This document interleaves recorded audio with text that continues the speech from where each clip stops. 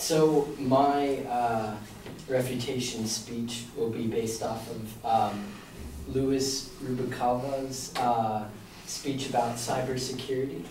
And his major claim was that the regulations on the internet are inadequate to effectively determine cybercrime.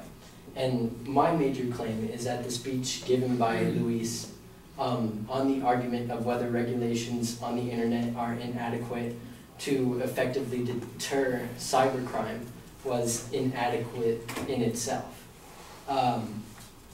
So he brought three different secondary claims, and they are: one, current internet regulations have failed to deter most cases involving invasion of privacy. Two, cyber theft has become an increasing problem due to low regulations. And three, cyber terrorism has been an increasing threat to national security. So the very first point, lack of evidence under the first secondary claim, the very first point that states current internet regulations have failed to deter most cases involving invasion of privacy. My response is that there was a lack of evidence under the first claim, as well as some misinterpretations in reasoning. And under that, I would like to say that there was no evidence provided by the advocate to support that secondary claim, and along with that, no statistical information to back his information up, because he states in multiple cases, like, there's identity theft and many people do not know when their identity has been stolen until it is far too late. And there was no statistical information that gave me the revelation of, okay, well, this could be true. So next I'd like to discuss that one of the quotes he used in his bibliography was a anonymous article written by it was called Bureau of Justice Statistics, Cybercrime, and that gave a little bit of insight, but it was written in 2005, and the statistical information stated that approximately 68% of the victims of cyber theft sustained monetary loss of $10,000 or more. By comparison, 34% of the businesses detecting cyber acts and 31% of businesses detecting other computer security incidents lost more than $10,000. So this does give a little bit of criteria behind it, but it didn't relate to his major claim, not really understanding that. It just gave like numbers on money pretty much, and how much money is being lost. And his major claim was the regulations on security are inadequate, and I didn't feel that that really supported his argument. So secondly, his second point, cyber theft has become an increasing problem due to low regulations. This did have a more direct impact to his major claim, but the statement itself is a blanket statement in which the advocate did not explain and just state it. So in that statement, I could assume, using deductive reasoning, due to this statement, we may say that it is a fact that cyber theft is easier if there are no security measures. If there are any security measures, then that internet site has effectively displayed adequate regulations to deterring cybercrime. So then on the third point, cyber terrorism has become an increasing threat to national security.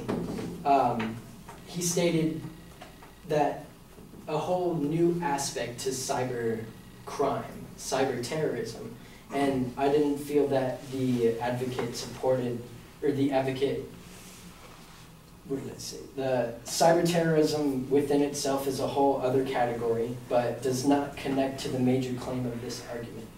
And there was also one other piece of evidence. There was also one other piece of evidence that he used, which was an article by George Andrew, and that displayed multiple incidents that fit the argument, but the quote taken is irrelevant and it does not further or help the argument. So, as I stated before, the speech given by the advocate on the argument of whether regulations on the internet are inadequate whether regulations on the internet are inadequate to effectively deter cybercrime was inadequate in itself. Thank you.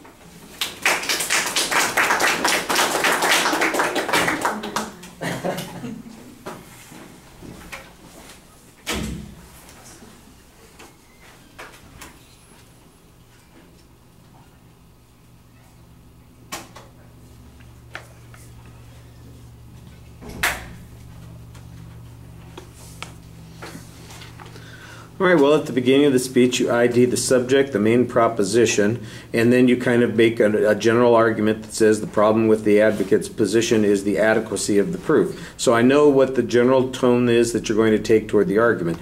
Then as you signpost the individual supporting points as you go along, that should become a theme in all of those arguments, is the adequacy of the advocate's proof. And I thought on the first point that you started off pretty well by saying, well, there's a lack of evidence. And what do I mean by lack of evidence? There's no evidence for this particular point. There are no statistics indicating the frequency with which this happens. So it's awfully hard to make an inference if we don't have evidence of that type. I thought that was pretty clear. But then you kind of mentioned the idea that identity theft happens, and what's immediately popping into my head is all of the stories about every Target breach, Home Depot breach, Google breach, iCloud breach that's happened last year, and I'm going, I'm not trying to make the argument for the advocate, but here's a place where you could use some information that says the breaches that we've had have been have not resulted in any losses. They were quickly controlled. They were discovered fast. The work was done quickly. The perpetrators have been identified, and they're targeted with a drone right now. I don't know, something.